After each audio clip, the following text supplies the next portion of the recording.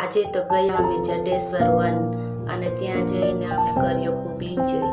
ત્યાં પહોંચતાની સાથે જ ઓરહાનભાઈ તો ચાલુ થઈ ગયા લસરપટ્ટી અને હિંચકા ખાવામાં. હિંચકા ખાવા હાટું થઈને તો બધા સાથે ઝઘડો કરવા લાગ્યો. ઝઘડો કરીને પછી કંટાળ્યો તો ગાર્ડનમાં જઈને એન્જોય કરવા લાગ્યો. ગાર્ડનમાં જઈ અને ઉલટી ગુલાટ ખાવાની કોશિશ કરી, બટ ઉલટી ગુલાટ ખાઈ ના શક્યો. પછી મેં તેને ખવડાવી દીધી 2 પગ ઊંચા કરીને.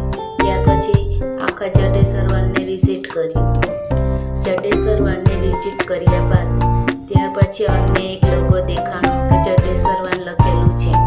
ત્યાર પછી ઓરહાનને પરાણે લઈને ગયા, તોય પણ ઓરહાન આવ્યો નહીં. પછી ઓરહાનને પકડીને ત્યાં લઈને ગઈ. આખા જડેશ્વર વનને વિઝિટ કર્યા બાદ અમે પછી ગાર્ડનમાં પાછા ગયા હતા. ગાર્ડનમાં પાછા જઈ અને ત્યાં પણ એન્જોય કર્યો થોડી વાર.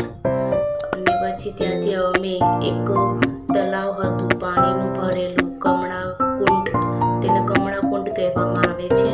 ત્યાંથી પછી ગુરુને લઈ અને ફટાફટ પાછી રિટર્ન થઈ ગયા.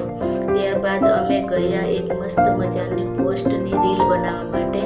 ત્યાં લખેલું હતું જડેશ્વર વન.